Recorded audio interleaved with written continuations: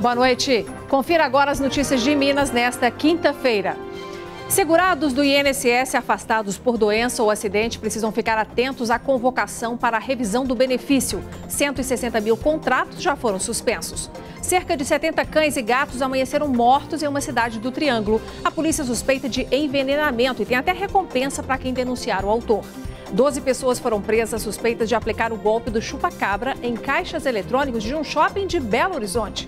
Goleiro Bruno Fernandes é autorizado a deixar a penitenciária para trabalhar com crianças.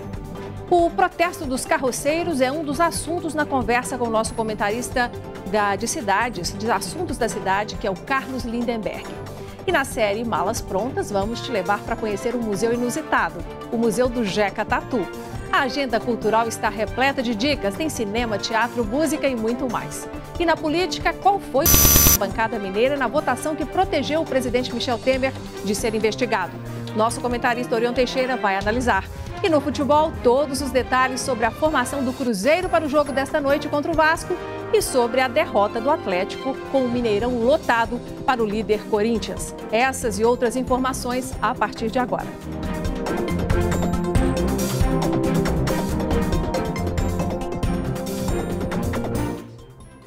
Nós começamos essa edição com uma informação importante para trabalhadores afastados do trabalho por alguma doença ou acidente.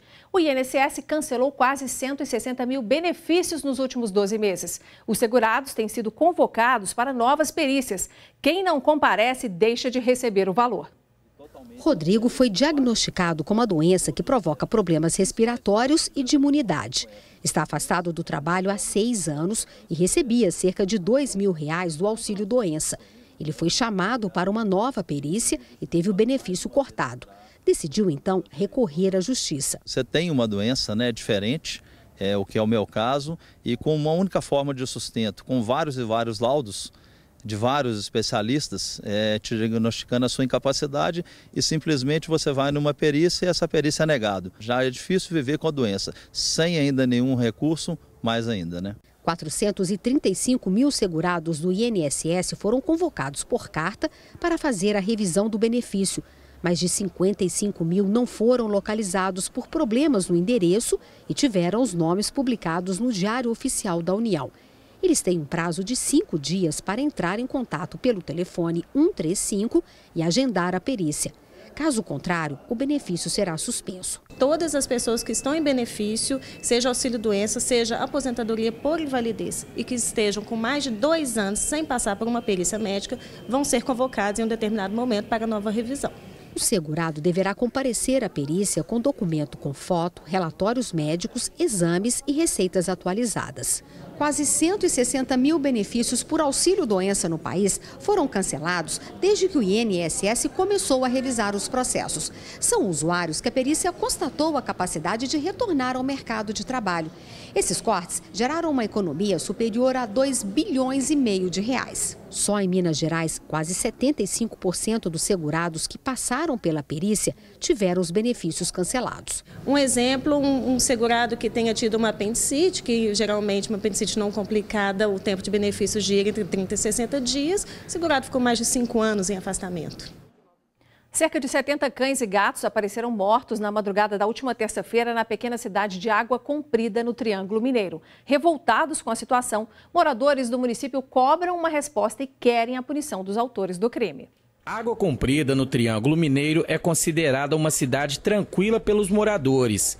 Mas na noite da última terça-feira, eles foram surpreendidos pelas mortes de vários animais por envenenamento. Tatiana ficou surpresa ao acordar e ver que perdeu seus animais de estimação, que já faziam parte da família. Restaram agora apenas só 4, morreram 7 dos nossos gatos também. Então, assim, você acordar e ver que não está lá mais, que você não vai ter mais, então assim, é muito triste. A pequena cidade de Água Comprida, com 2.500 habitantes, está chocada com o crime contra os animais. Os moradores estão revoltados e querem justiça. Revoltados com a situação, os moradores se reuniram na praça principal da cidade e agora esperam uma resposta. É um crime, matar um animal, tirar a vida, a gente não tira uma vida nem de uma pessoa nem de um animal. Eu espero justiça, que essa pessoa seja achada e presa. O caso está sendo investigado pela Polícia Civil. Nós já sabemos que foi com resto de carne, de frango, de gado, né? E estamos, parece que já pré-cozida, provavelmente cozida já com veneno. Isso que aconteceu tem que ser identificado o autor disso tudo. A Prefeitura de Água Comprida oferece uma recompensa de R$ 500 para quem puder ajudar a Polícia Civil com mais informações sobre a morte dos animais. Um caminhão que transportava combustível tombou na estrada União Indústria, na usina de Marmelos, em Juiz de Fora, na zona da Mata Mineira. O veículo estava carregado com 45 mil litros do produto inflamável. Quem tem os detalhes é o repórter Diogo Ramalho. Boa noite, Diogo. Boa noite, Inácia. A estrada continua interditada. De acordo com o Corpo de Bombeiros, essa interrupção é para o recolhimento da carga, porque ainda existe o risco de explosão. A gente está acompanhando aí nas imagens, segundo o motorista do veículo, um caminhão freou bruscamente na frente dele, ele tentou desviar e aí o caminhão com tanque acabou tombando na via. O condutor foi atendido pelo SAMU, depois encaminhado a uma UPA e posteriormente foi liberado. Inácia. Bom, e o Diogo continua com a gente para trazer um outro assunto, que é o seguinte: 12 pessoas foram presas pela polícia suspeitas de envolvimento no golpe do chupa-cabra contra usuários de caixas eletrônicos. Diogo, os equipamentos estariam instalados em um shopping da região noroeste da capital, não foi isso? Exatamente. O esquema foi descoberto por um segurança desse shopping quando ele viu uma suspeita conversando com uma vítima que teve o cartão preso em uma dessas máquinas, Inácia, nesse caixa eletrônico em um shopping da região noroeste de Belo Horizonte. Aí a orientação era para que a vítima procurasse um segurança, era assim que o golpe funcionava. Enquanto ela procurava esse segurança, todas as informações do cartão dela, inclusive as senhas, eram passadas para terceiros. E aí o golpe era feito. Olha só, 3 suspeitas, mulheres de entre 23 e 27 anos, foram presas na praça de alimentação, uma delas portando tornozeleira eletrônica, já com passagens por vários crimes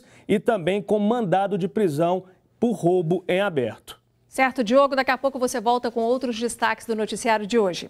Bom, e o jornalista e apresentador Arthur Almeida, da TV Globo Minas, foi enterrado hoje no cemitério Parque da Colina, no bairro Nova Sintra, região oeste de Belo Horizonte.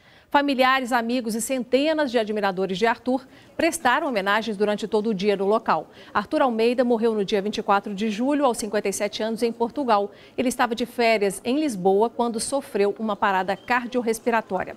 O apresentador estava acompanhado de sua mulher e de uma de suas filhas e chegou a ser socorrido, mas faleceu a caminho do hospital.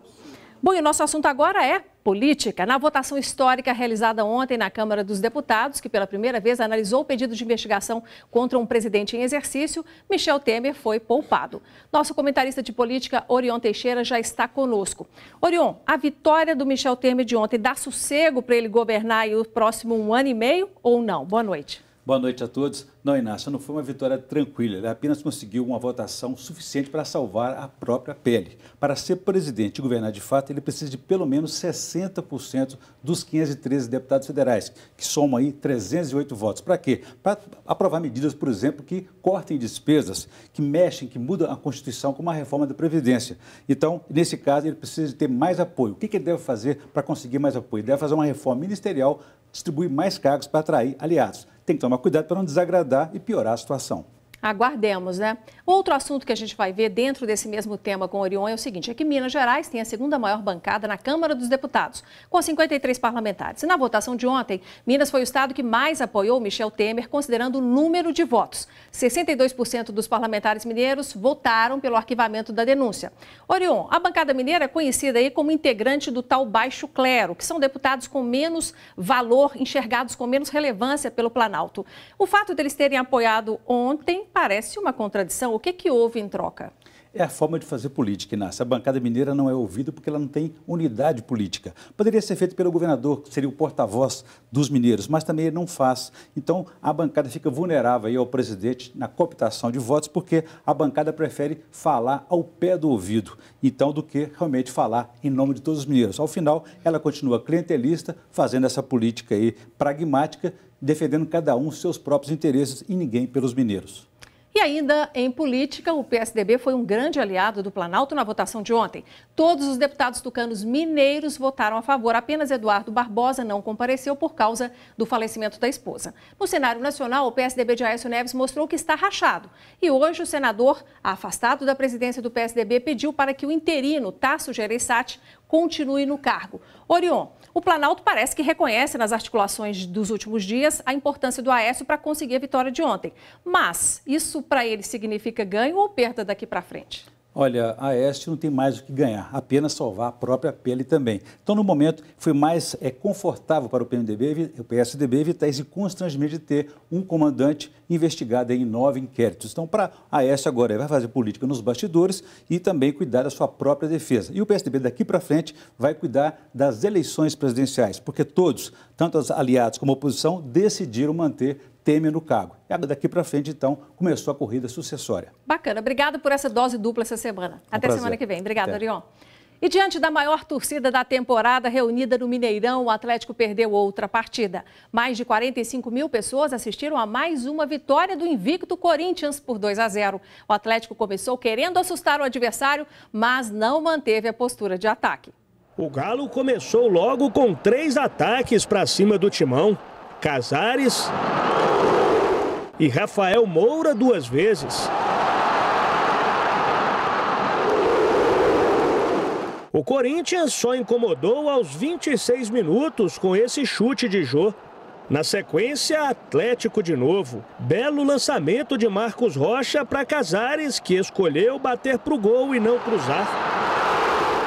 Só que o Corinthians tem sido mortal. E assim foi com meia hora de jogo. Descida de Fagner, Maicon bateu mascado e o matador Jô fez o 11º gol dele no campeonato. Para o segundo tempo, o Atlético voltou com Otero no lugar de Pablo. Pressão do time da casa. Casares, Otero e Elias. No meio das investidas do Galo, Vitor fez esse milagre no contra-ataque e Maicon jogou para fora o rebote. Na sequência, nova série de tentativas atleticanas.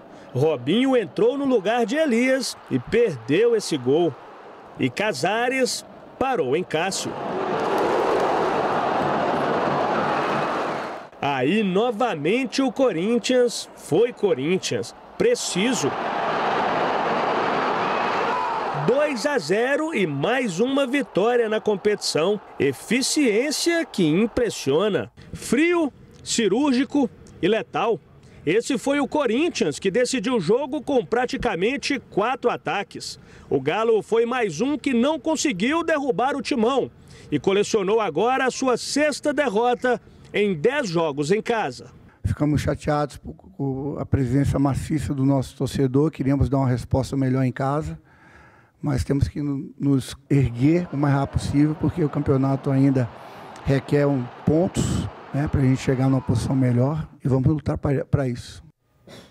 O nosso repórter André Salles já está conosco para comentar o jogo de ontem. André, o Rogério Micali ainda não acertou o esquema ou o Corinthians que é mesmo infalível e difícil de barrar, hein? Pois é, Inácio, o Rogério Micali acabou de chegar, né? Ele foi para o 3º jogo dele e eu acho que ontem ficou muito claro. Uma equipe muito bem entrosada, que sabe o que quer dentro de campo, está montada há muito tempo sem perder, líder do campeonato, e outra que ainda está se encontrando. O Rogério Micali ainda está fazendo alguns testes. Ontem, outra vez, entrou com o Pablo, que é um jogador de velocidade, entrou com um esquema diferente, com mais jogadores no meio-campo. Então o Atlético ainda está evoluindo, sentindo mesmo a equipe, e enfrentou um outro adversário que está completamente encaixado, não está perdendo para ninguém. Então foi uma vitória realmente inapelável. Mas o Atlético não jogou mal, viu? O Atlético jogou bem. Talvez a gente possa até ter enxergado aí uma evolução nessa partida. Que bom, gostei disso.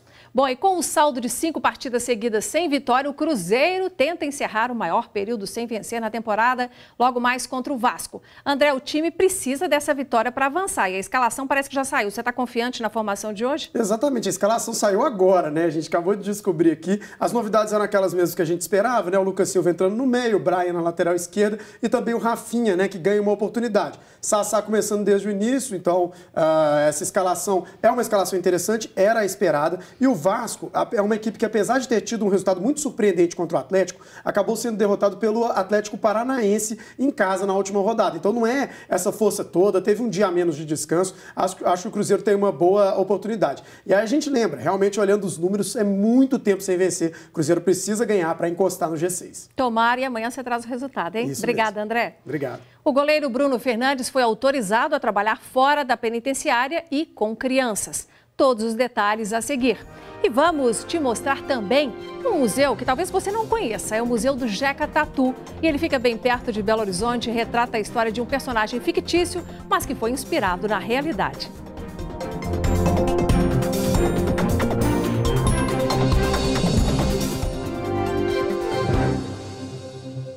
Dois jovens foram presos em flagrante com carteiras falsas da Polícia Civil no centro de Belo Horizonte. A gente volta a conversar com o repórter Diogo Ramalho, que tem as informações. Diogo, os suspeitos usavam essa carteira falsa para fazer o quê? Olha só, Inácia, um de 23, outro de 24 anos de idade. Segundo o delegado, um deles teve o celular roubado. Aí então eles se dirigiram para o shopping Oiapoque e, de posse dessas carteiras, começaram a coagir as pessoas lá dentro em busca de quem roubou este celular. Depois disso, eles tiveram as carteiras apreendidas e também uma réplica de arma de fogo. E chegaram, inclusive, Inácia, a parar um ônibus e revistar os passageiros em busca do ladrão do celular. Essa é nova, né?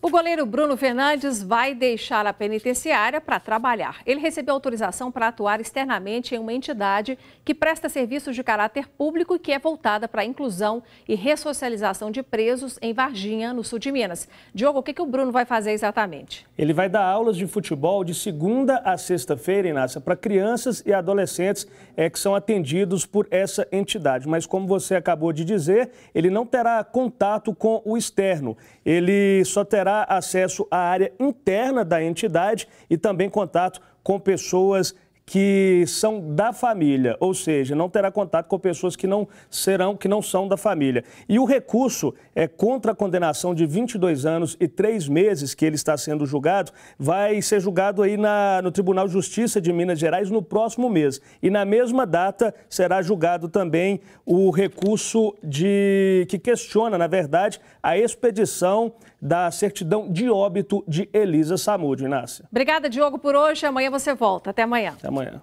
E agora a gente fala de um outro assunto. Camelôs que já foram deslocados para os shoppings populares estão reclamando após poucos dias de uso dos boxes. Esse é o primeiro assunto da nossa conversa com o comentarista de assuntos da cidade, o Carlos Lindenberg. Os camelôs, Lindenberg, não estão gostando de que exatamente nesse uso dos boxes? Boa noite. Boa noite, Inácia. Olha, reclamam de tudo, na verdade, porque eles são deslocados do lugar onde eles estavam sempre há muito tempo.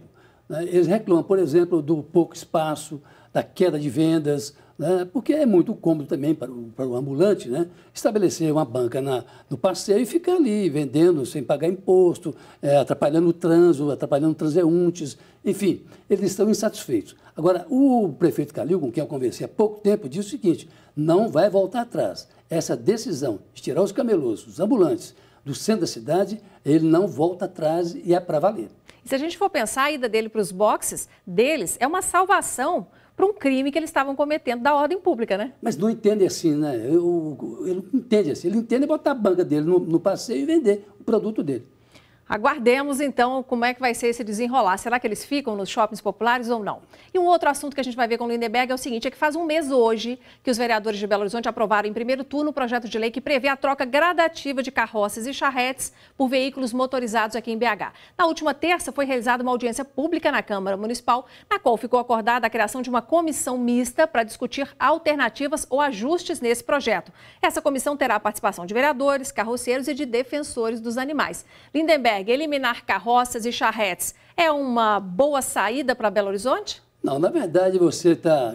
O curioso é o seguinte, a briga não é entre a municipalidade e os carroceiros, não. É entre os protetores de animais e os carroceiros. Portanto, é uma briga que não sei até onde interessa a municipalidade isso. De qualquer maneira, é preciso discutir. Quanto mais discutir, melhor. São 2.340 carroceiros em Belo Horizonte. Esse pessoal trabalha mais nos bairros do que no centro da cidade. Eu não sei como vão fazer isso. Transformar carroceiro em motoqueiro, por exemplo. Ok, obrigada, Lindenberg. Até semana que vem. Boa noite. Um grande apanhado de peças antigas que já fizeram parte do dia a dia dos mineiros compõe o acervo do Museu Jeca Tatu. O local fica no caminho de quem sai da capital com destino à histórica Ouro Preto e encanta os viajantes. Dá para se perder no meio de tantos itens. A parada também é para conhecer o tradicional pastel de angu e ainda uma exposição de objetos inusitados. Olha só. O lugar aguça a curiosidade de quem passa pela rodovia que liga Itabirito a Ouro Preto.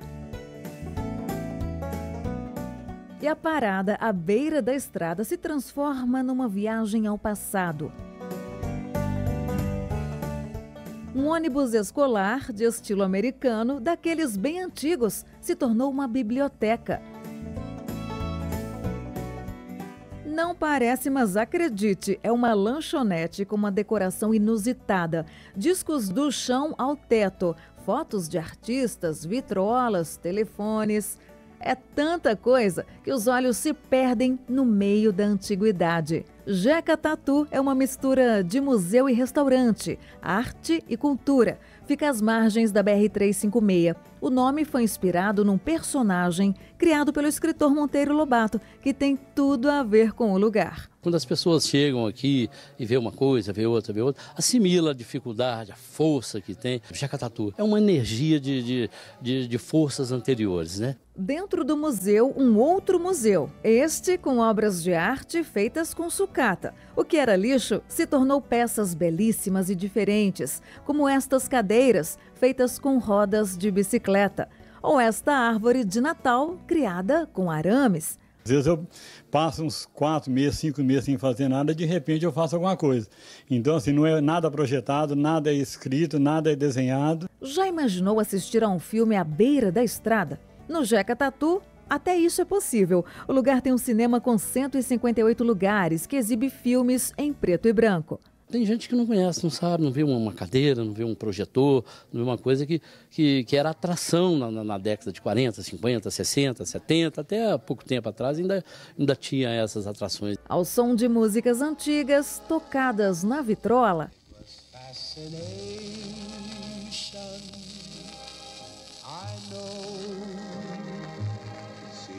O ambiente é ideal para relembrar também a história do famoso pastel de angu.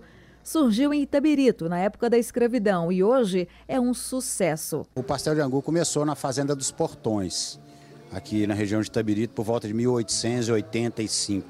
São vários sabores, alguns inusitados, como com recheio de umbigo de banana e carne. O pastel é bem recheado, o pastel é crocante.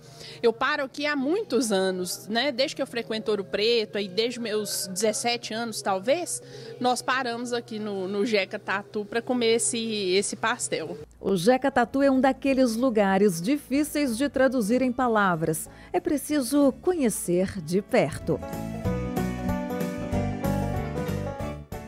Veja a seguir as dicas culturais para o seu final de semana.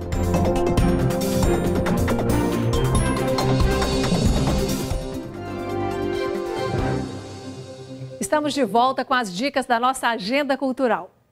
No cinema, humanos e macacos cruzam os caminhos novamente. César e o grupo dele são forçados a entrar em uma guerra contra um exército de soldados liderados por um impiedoso coronel. A partir dessa jornada, o futuro do planeta poderá estar em jogo. No teatro, quando alguma coisa está errada, pode confiar. Deus toma as devidas providências e dessa vez o todo-poderoso Rei do Universo, autor do espaço e do tempo, decide vir à Terra pessoalmente, ou quase isso. É a aclamada comédia da Broadway, com versão brasileira, dirigida e estrelada por Miguel Falabella, nesta sexta às 9 da noite e sábado às 6 da tarde, no Cine Teatro Brasil Valorec. BH tem cultura para todas as idades. Neste sábado, a partir das 9h30 da manhã até as 7h30 da noite, o evento Aprendendo a Crescer traz oficinas, shows e espetáculos para a criançada, mas que encantam a todos os públicos. É na Praça da Assembleia, com entrada de graça e com a banda mineira Patufu ocupando o palco com show Música de Brinquedo. O Sesc Palladium recebe o espetáculo de dança Cão Sem Plumas, da renomada coreógrafa Débora Coker, sábado às 9h da noite e domingo às 7h. Inspirado no poema de João Cabral de Melo Neto, o espetáculo aborda o percurso do rio Capibaribe, que corta boa parte do estado de Pernambuco. Neste fim de semana tem show do Tambor Mineiro, com a apresentação de talentosas mulheres e do mestre, maestro e criador Maurício Tizumba. É o projeto Elas, no Teatro Câmara do Cine Teatro Brasil, às 8h30 da noite, ingressos R$ 14,00 a meia entrada. Programe-se, divirta-se. Nosso jornal está terminando e eu quero te fazer um convite para manter contato conosco. Se você flagrar alguma situação de interesse público, manda para a gente no BandZap, que é o 997727663. E aproveitando, também te convido para acessar o nosso canal no YouTube. Você acessa lá youtube.com/TV Band Minas e você confere todo o conteúdo que nós trazemos para você todos os dias. E agora, eu conto com você amanhã. Me agradeço, despeço por aqui e desejo a você uma boa noite.